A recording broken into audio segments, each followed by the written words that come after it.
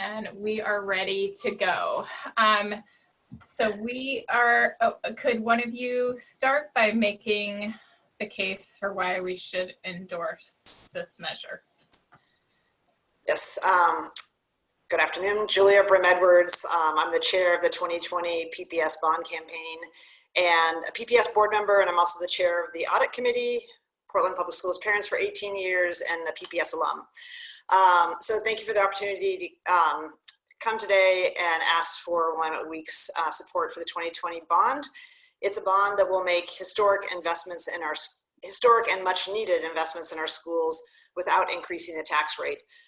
It's important to view this bond within the context of three big frameworks. The first is our long-term comprehensive facilities plan. Second is our community-built vision, reimagining PPS. And third is PPS's racial equity and social justice policy. When we started constructing the bond package, it was pre-COVID, pre-recession, and pre-George Floyd's death. And in the ensuing 6 to 8 months, we have re-examined the bond package, what it might look like, and pressure tested it, whether we're making the right investments. And I think we have come up with a package that addresses sort of the changed circumstances. One, we're going to continue moving ahead with our long-range facilities plan. We know that our students need modern buildings that are going to prepare them and be the facilities that they can leave and be successful in college, career, and life. And also, we also looked at this in the context of the recession. There was a discussion about how large it should be, what the tax rate should be, and we made the decision to keep it the current rate. And we knew that even if we kept the current rate, we could still continue making these investments. So in our long-term facilities plan, we of course have already started with Franklin, Grant, Roosevelt, and Fabian. Lincoln, Madison, and Benson are underway, and this package will allow us to continue that work and set us up for the next bond. We'll be able to complete Benson, thoroughly modernize Jefferson, and Michelle will speak about that shortly, construct a Center for Black Student Success, design and prepare and do all the pre-construction work for Wilson and Cleveland, which are the last two high schools to be done in the high school modernizations. And it will also allow us to plan design for the expansion of Roosevelt because of enrollment growth. Another reason why this package will be really important to our students and frankly PPS as a system is it makes unprecedented investments in curriculum and technology. Currently, many of our textbooks and curricular materials are anywhere from 15 to 30 years old, and this will allow us essentially to make investments in K-12 curriculum across all core subjects, and we will be in compliance with and what our students should have in order to be able to be prepared academically. In addition, from a technology standpoint, I think COVID has highlighted having an aging infrastructure is a big risk for a school district, and so we're making very significant technology infrastructure investments in our student information systems and HR. Certainly everybody saw what happened with the employment department when you don't make those investments. So we're making those investments, but we're also going to be making investments in basically so we can say that every student will have access to a device or a laptop and that our staff will as well. So whether we're in our current situation in distance learning or hybrid or back in the classroom, that all students will have equitable access to technology. In addition, we're continuing to make investments in health and safety. I think it was highlighted in 2016 that when you have buildings that are 80 to 100 years old, you have to continue to upgrade, do your basic maintenance around so we can make sure that our buildings don't have lead in the paint, lead in the water, which we have fixed, asbestos, radon, all the things that you have when you have older buildings and until those are modernized. So we make another set of investments in really critical health and safety items. And then I'm gonna turn it over to either Michelle or Angela to talk about the other investments that we're going to be making in this package that really, I think, make it an unprecedented set of investments, not only for PPS, but I think if you look around the country, you'd be hard pressed to find a package that makes such big investments in accessibility and equity as part of the overall package. So I don't know, Angela or Michelle, do you want to go ahead with? Sure. I was looking for the mute button, the unmute button. My name is Michelle DePass, and thank you for having us today. I'm a PPS board member, a new member as of last year, and newly seated chair of the School Improvement Bond Committee, and I'm a member of the Audit Committee. And so I'm going to talk about the portion of the bond that has to do with the investments, historic investment in Portland's Black community. This bond includes money to modernize Jefferson High School, which has been overlooked. It's a traditionally Black high school in Portland. It's a lot more integrated today. And $60 million for the creation of a Center for Black Student Excellence. This is important because it represents an historic investment in communities that PPS has overlooked for the history, 170-year-old history of this school district, and a first time to actually put our money where our mouth is and support the Black Lives Matter movement. So this inclusion of Jefferson High School and the Center for Black Student Excellence is a response to George Floyd's murder and what we're hearing from people in the streets. And I'm really excited to see what comes of it.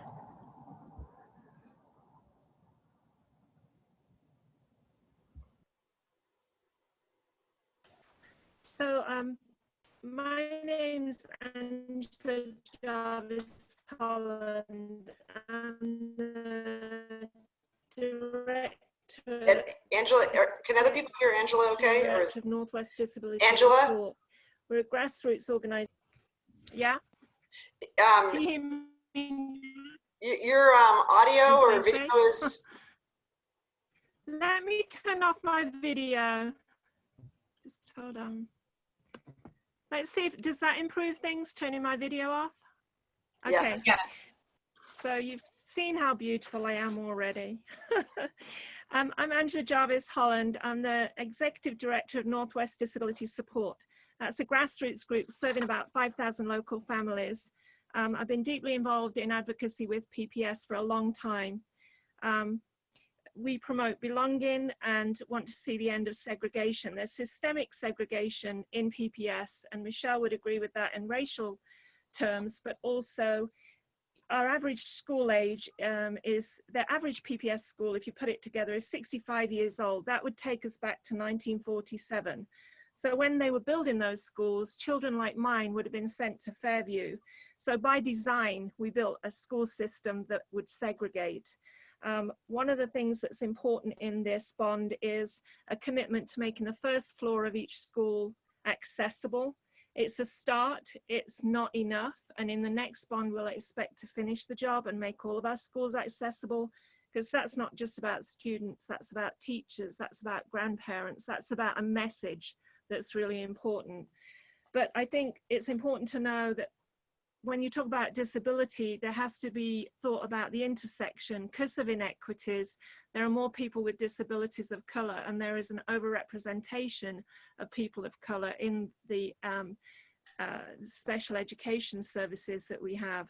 So I'm excited to see this investment in belonging, which is what I essentially think is happening here. And I think that we need to see, like when we talk about technology, there's also language about adaptive technology. There's language about differentiation. I see this as the move towards a 21st century school system. And the days when I feel cynical, I think it's the youth that bring me back. Within my own community, people are still saying, well, there's nobody with a disability in the ADA planning group. We're not seeing our people with disabilities in decision making. I think we need to keep working on that. But our youth, we did a video outside Cleveland just this last weekend, and they desperately want us to say yes and vote for this. This is about them, and it's time. So I think we've learned a lot about accountability fiscally, and this time round, I'm encouraged by the leadership from the Black community's voice also helping shape it. So my organization stands firmly behind it, as do the young people that we are in conversation with and taking our mandate from. I think the last thing before we get into questioning that I'd want to raise is that I think we built a lot of transparency and accountability into this bond package. We can get into later, I'm sure you'll ask about the 2017 cost estimation issues. But as we were putting this package together, you know, for example, when I ran for office and started my term in the school board, there were a lot of questions about the accountability and the transparency of how the package was put together. And we really, we knew that that was going to be a question from the community. So for the 6 to 8 months that we built this package, what I would say is all the information we had all our discussions in public meetings. We've, you know, endlessly documented it.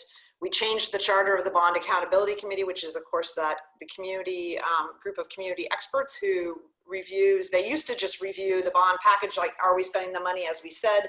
We changed their charter to ask them to look at the bond package as it was being referred, to check the methodology and the risk management factors had been built in.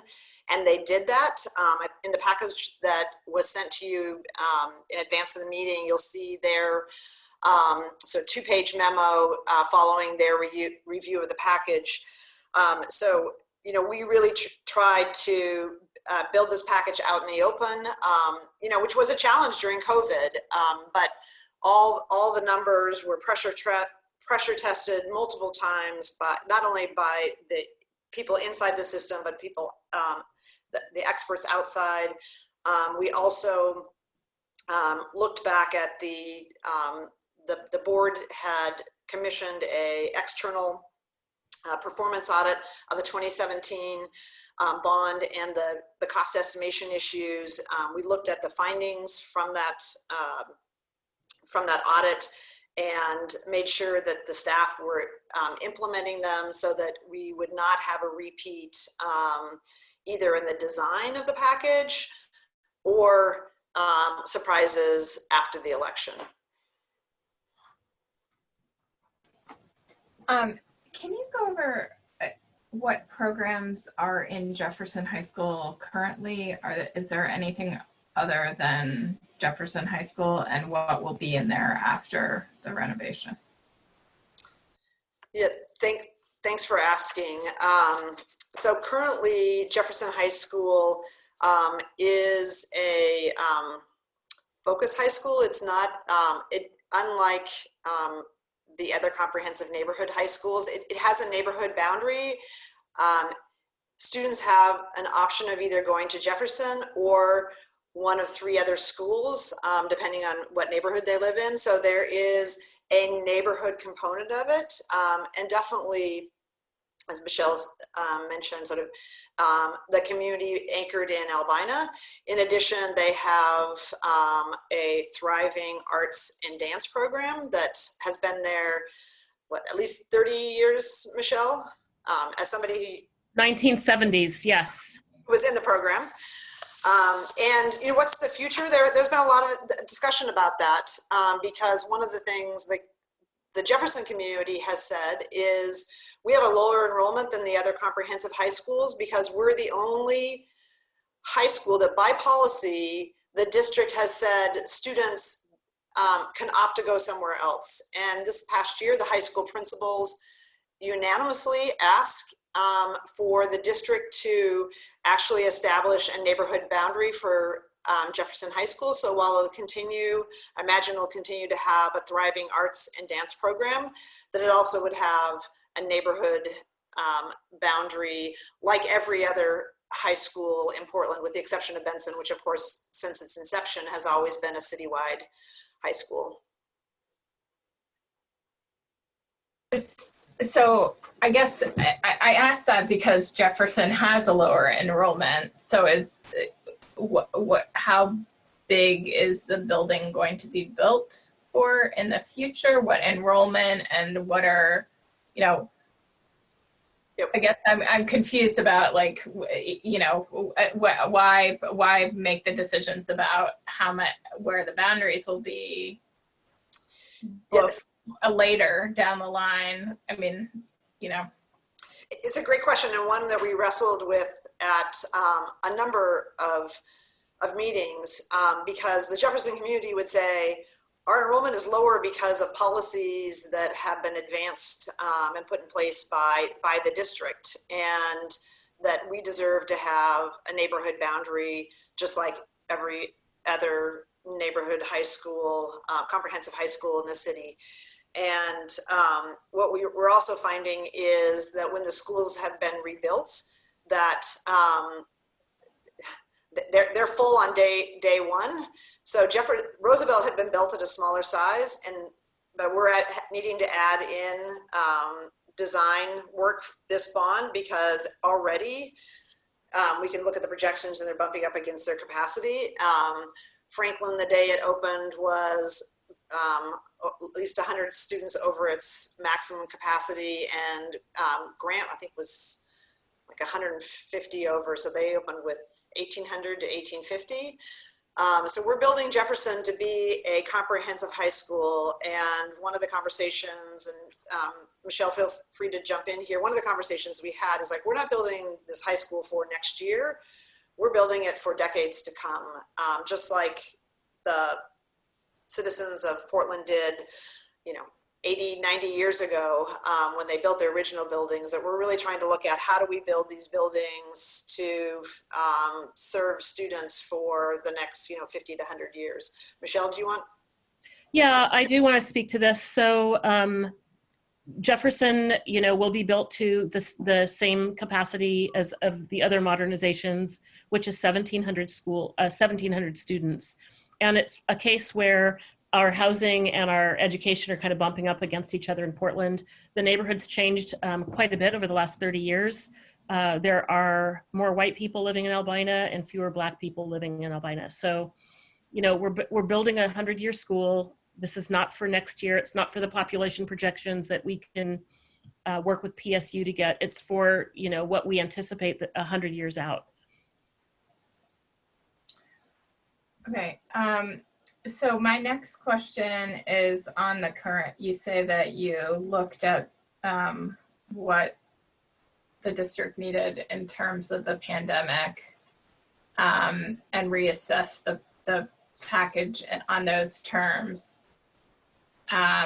What analysis has the district done of whether these buildings will be safe to other buildings, not the ones in this package, will be safe to open given what we know about the need for good ventilation?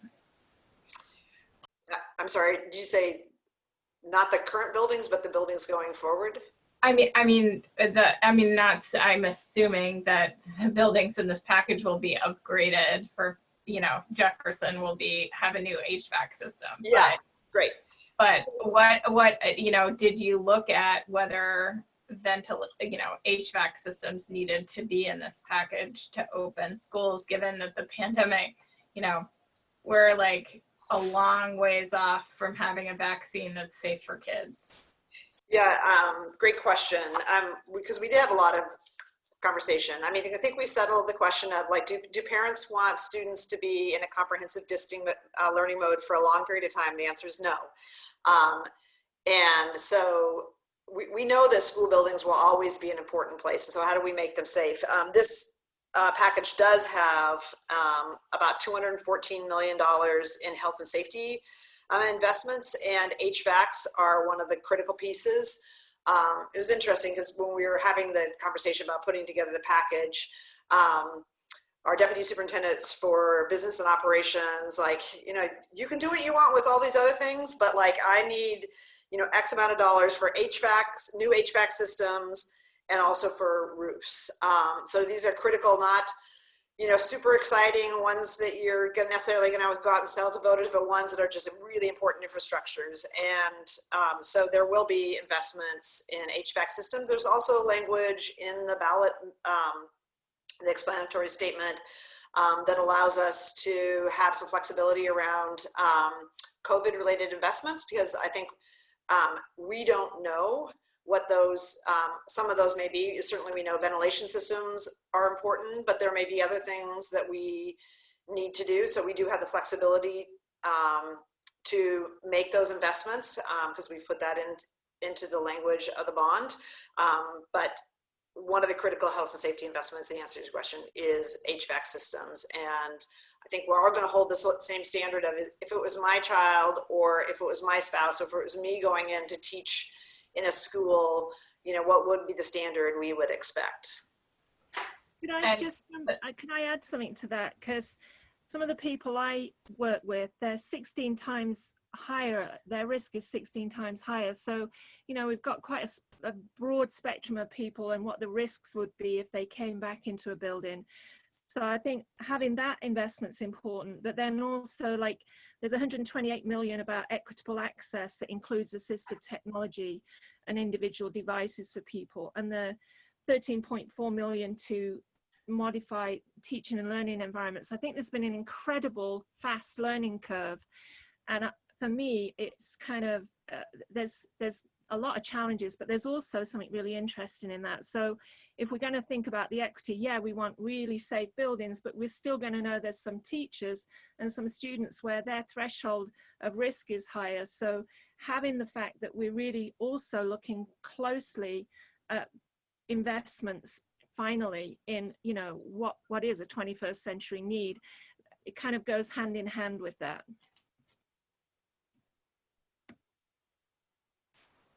And actually, this is like a question I should have asked first, but can you walk us through the technicalities of what the tax is on Portland? So essentially it's a renewal of the current rate. So it's about $250 per thousand. And so this will be the only measure on the ballot that's not a new tax or not an increase. So it just extends it out. A renewal of 2012? The 2017 rate. Okay. So it essentially just keeps the rate the same.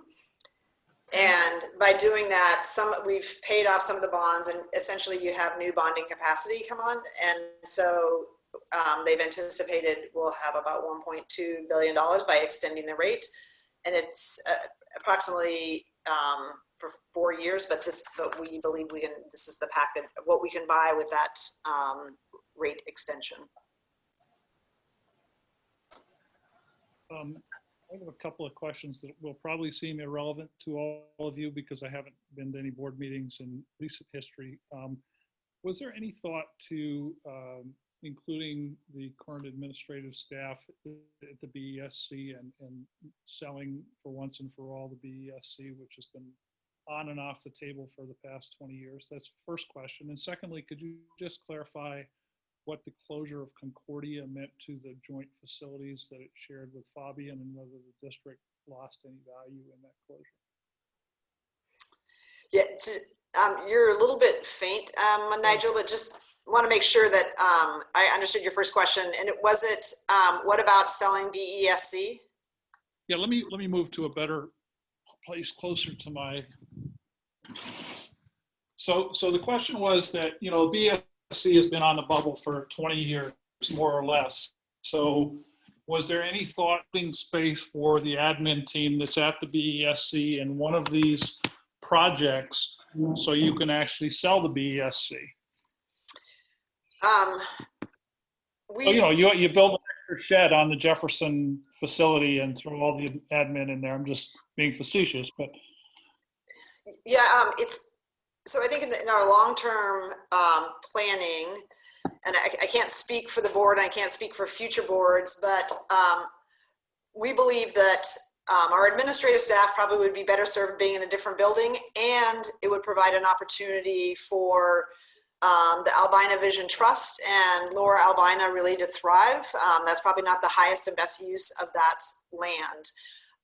We did not consider putting money in this bond to create new space for the administrative staff. Ideally, any sort of any sort of move of the administration. And it's not just the administration. There's a huge maintenance department there. There's a lot of different functions that reside in that building besides just administrative staff. But preferably the district would do that without using, would be able to structure something that they would be able to move the administrative offices, the maintenance, but and not in something that would be part of a bond package. Okay. But so that, yes, that's in the longer term package, but not in this bond. And my second question was about Fabian, because it has some co-facilities with Concordia that I think were paid for from an earlier bond. Did the district lose any value when Concordia went banco?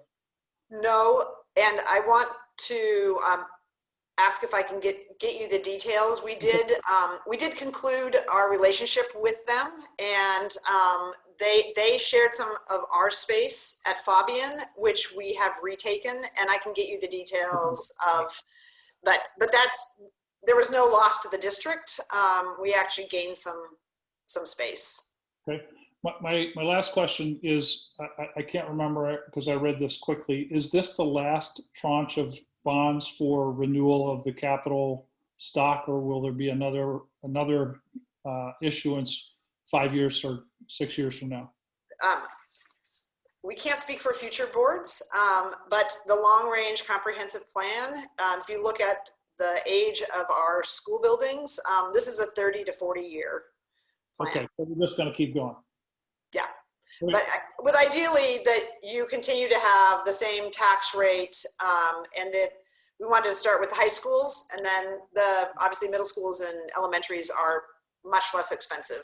Well, nobody who's been in many of the buildings as I have would question the need for renewal. So I was just unclear about Okay. that. Rachel, back to you. Sorry, John. Also, Angela is just putting something in the chat. Angela, did you want to speak up? Oh, do you want to go ahead and talk instead of? Oh, sure. I was trying to not interrupt the flow because I feel like you getting your questions answered helps you make the decision that you want to make. And frankly, when people have great questions, I find that that's really important. So I just really felt like I'm here representing, and I represent people with developmental disabilities at the core of my work, and they very rarely have a voice. So I just wanted to add, my son has a statement in the voters pamphlet, and from some conversations I have, I believe it's the first time that somebody with a developmental disability even had a statement in that pamphlet. And on the launch of the bond campaign, this is what Dan said: kids with disabilities and without should be able to go to school. Grandmas and volunteers and teachers with disabilities should be able to go into any school. When we go in the school, teach all students, all disabilities, all races, we all belong. Next bond, finish the job. You've been talking about equity a long time. Free our people. And that comes from the ADAPT movement that was at the heart of the passing of the ADA, and it's the 30th anniversary of the ADA. Our young people are tired of waiting. And Dan went to Benson High School. He's tired of Black people's needs not being met. I think our young people are ready for us to step up with the bond. So I just wanted to bring his voice to the table to respect the fact that disabilities very often aren't in the conversation. So thank you. Thanks, Angela. Thank you. I also want to just add to that. Thank you, Angela. That's really important. We have been talking about racial equity for a long time. Yes. It's become a little bit overused, but this bond is the opportunity to be responsive in a way that allows us to operationalize the rhetoric by making investments and putting investments where we see that there's a need. So I want to come back to something that on that topic. Julie, you mentioned that the principals have asked that the district essentially enforce a neighborhood boundary and return Jefferson to neighborhood high school status. Did the board take that decision? Has that been made or not? It has not yet been brought to the board. So would, presumably, given that you're willing to invest in the Center for Black Student Excellence and put $60 million into Jefferson, it would appear that your hope would be to use that capacity of 1,700 students. Is that sort of the long-term plan? Yes. And that seemed, I mean, based on the, I mean, Jefferson had 2,000, like 2,000 plus students. I think it had 3,000 students at its time in 1964. So, but you know, we see the same numbers in the enrollment reports, which is that there are a couple of thousand or more high school students in the Jefferson catchment area. But if the district doesn't say, hey, you actually have to go to Jefferson, you know, we got 650 kids there. So is that I guess I haven't been paying attention to board politics. Is that a decision that the board is likely to make soon, and to say Jefferson is once again a neighborhood high school or not? Well, it hasn't been, I can't, Michelle and I can't speak for the rest of the board. I mean, I can tell you what my opinion is, but it hasn't been brought to the board yet. And that would be something that's done as right now we're doing working on outer southeast, but we're eventually going to do the rest of the high schools. But this was something that, again, the high school principals, when Grant opened and it was bursting at the seams and Roosevelt was full and Franklin was full, that the principals were like, it's time to do this. It just hasn't been brought to the full board. And as I say, I think that about the timing of it was when the principals raised it was January or February of last year. So it's not been because of opposition that it hasn't come to the board. I think it's been COVID, the recession, and everything else. Thank you.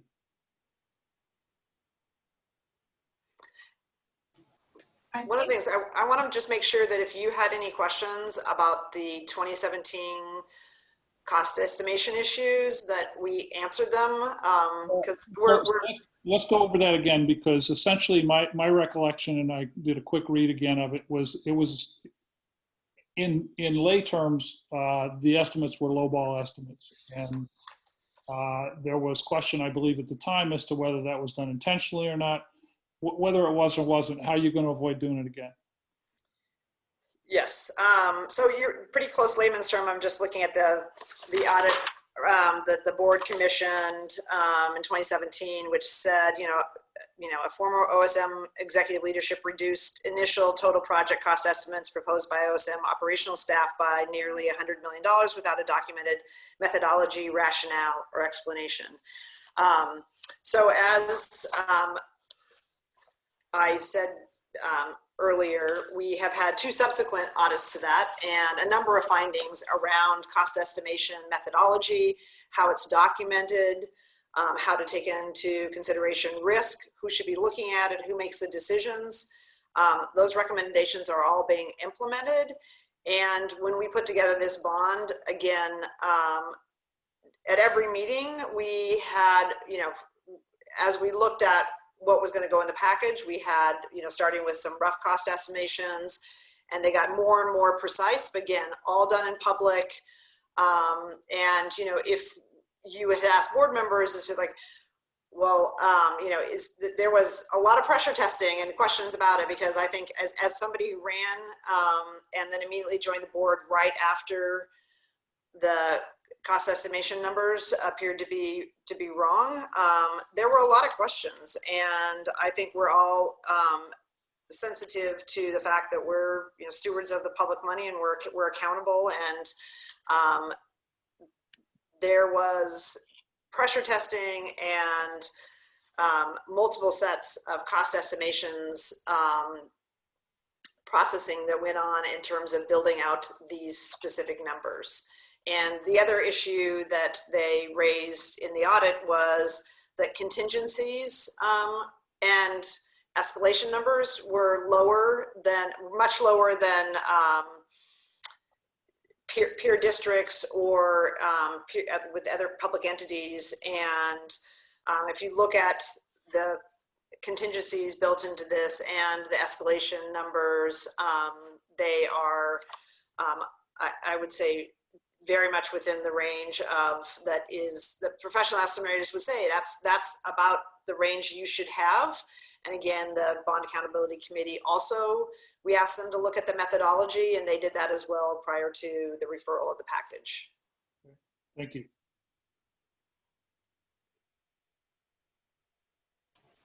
All right, I think we are out of time and out of questions, unless there's anything else, Nigel. No, thank you. You guys have answered all my questions and appreciate it. Thank you very much. I appreciate it. Thanks, you guys. Thank you. Appreciate it. We hope to earn your endorsement. Thank you. Thank you. All right, see ya. Bye. Bye, Michelle. Bye-bye.